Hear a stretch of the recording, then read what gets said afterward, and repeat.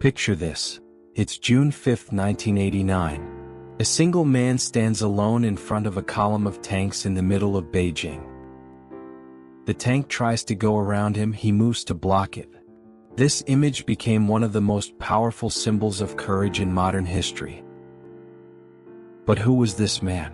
What was he protesting? And what happened in those days that the Chinese government still doesn't want anyone to talk about?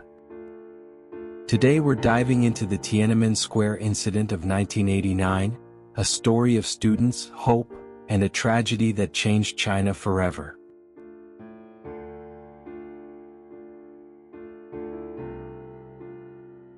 So let's rewind to early 1989.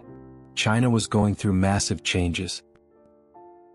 The economy was opening up under Deng Xiaoping's reforms, people were getting richer, foreign investments were coming in, but there was one thing that wasn't changing: political freedom.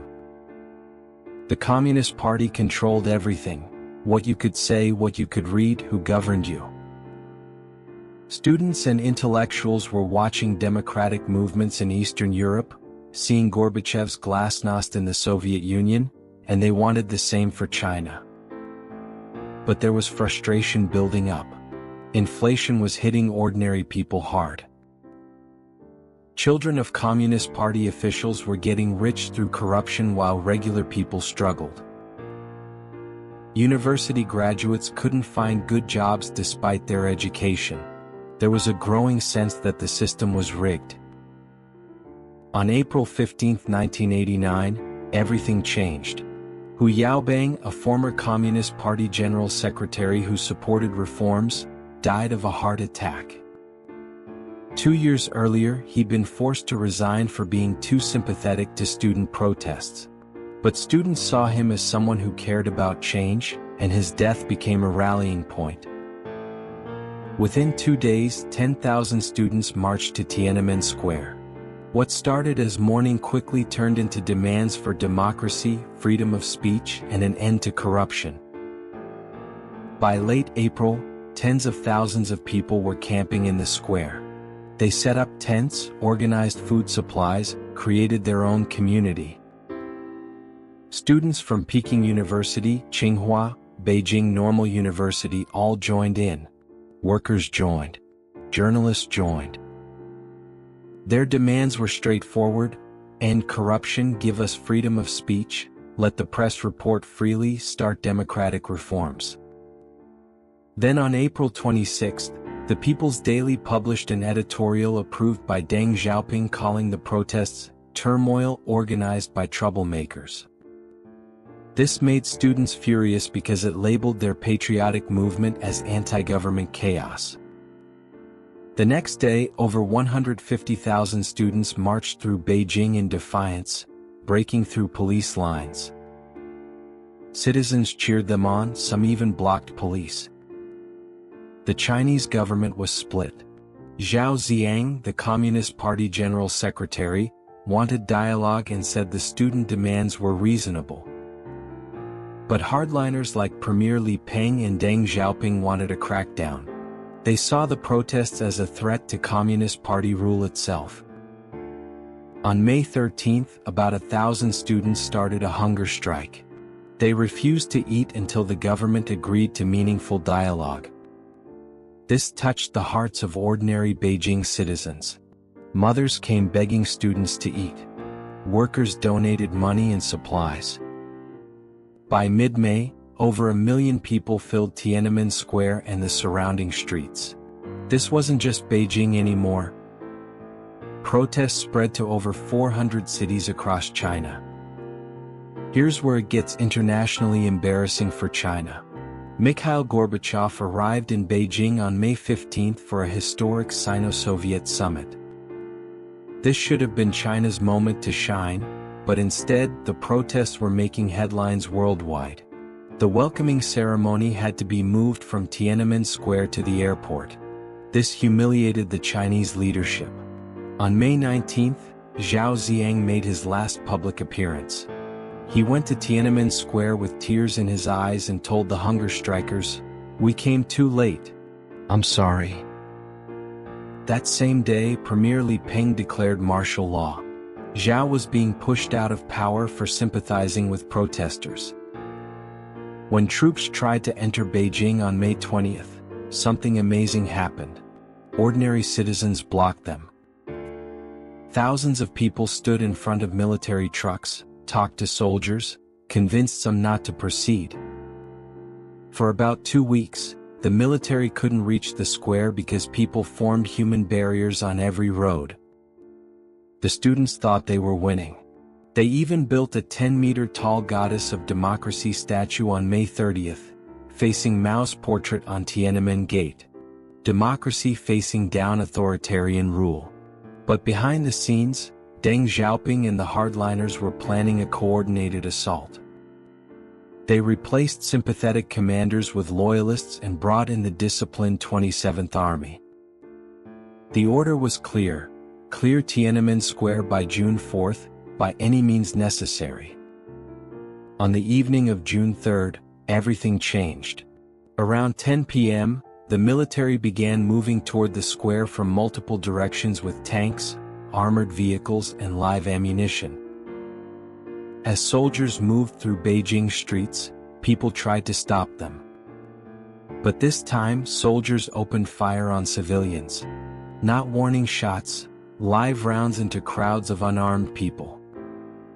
In the Muxidai neighborhood west of Tiananmen, some of the worst violence occurred. Residents blocked the road and soldiers fired directly into crowds. People fell, blood was everywhere. Some were shot in their own apartments. Hospitals across Beijing were overwhelmed with wounded and dying. The military pushed through, crushing bicycles, burning buses, firing at anyone who resisted. By 1 a.m. on June 4th, tanks rolled into Tiananmen Square itself. Thousands of protesters were still there. Around 4 a.m., after tense negotiations, student leaders agreed to evacuate. They lined up and walked out singing the Internationale. But even as they left, soldiers beat people, fired shots, tanks crushed tents. The exact death toll remains unknown. The Chinese Red Cross initially reported 2,600 deaths, then retracted it under pressure. The Chinese government says around 200 to 300 died, mostly soldiers. But eyewitnesses, foreign journalists, and leaked documents suggest several hundred to several thousand died. A declassified British cable estimated 10,000, though that's likely high. What we know for certain is many innocent people died that night for peacefully demanding basic freedoms. On June 5th, as tanks were leaving the square, one man walked into the street and stood in front of them. Wearing a white shirt and black pants, carrying shopping bags, he just stood there. The tank tried to go around him, he blocked it. This continued for several minutes. He even climbed on the tank and appeared to talk to soldiers inside. We don't know his name or what happened to him. But Tank Man became one of the most iconic images of the 20th century, captured by multiple photographers from hotel balconies. He became a symbol that one person standing up can make a difference. After June 4th, the crackdown continued for weeks. Student leaders were hunted down. Wang Dan got 7 years in prison. Wu Keixi fled to Taiwan. Chai Ling escaped to France, then America. Some were executed after quick trials. Zhao Ziyang was placed under house arrest for 16 years until his death in 2005. Thousands were detained. Workers who joined protests were treated harshly, many executed as rioters. The government controlled the narrative completely. State TV showed burned military vehicles and injured soldiers, calling students counter-revolutionaries, manipulated by foreign forces. Anyone suspected of sympathy lost their jobs. University students were expelled or sent to labor camps. Journalists were arrested. In China today, you cannot talk about June 4, 1989. You cannot search for it online. Terms like June 4th, Tiananmen, even the numbers 64, get censored. The Tank Man image cannot be shown. Textbooks don't mention it or call it a counter-revolutionary rebellion. Young people often don't even know what happened because it's been erased. Every year around June 4th, security tightens, dissidents are detained, and Tiananmen mothers' relatives of those killed cannot publicly commemorate their loved ones. But outside China, the world didn't forget. Countries condemned the crackdown and imposed sanctions. The EU still maintains an arms embargo because of Tiananmen. For decades, Hong Kong held massive annual vigils with tens of thousands lighting candles.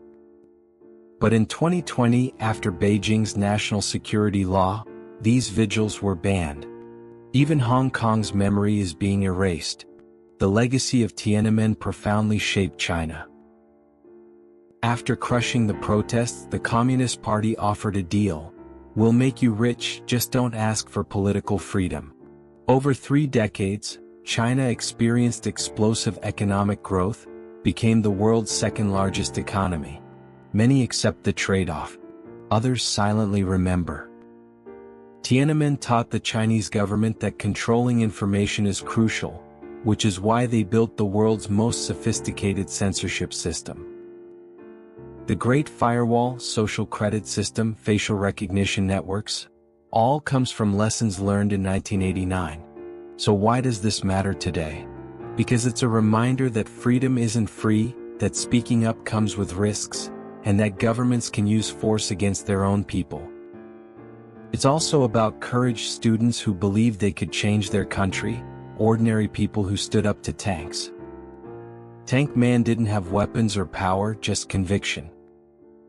And though the protests didn't achieve immediate goals, they've inspired democratic movements worldwide for over 3 decades. From the Arab Spring to Hong Kong's pro-democracy movement, protesters look back at Tiananmen as both inspiration and warning. Inspiration because ordinary people stood up. Warning because powerful governments can crush dissent brutally.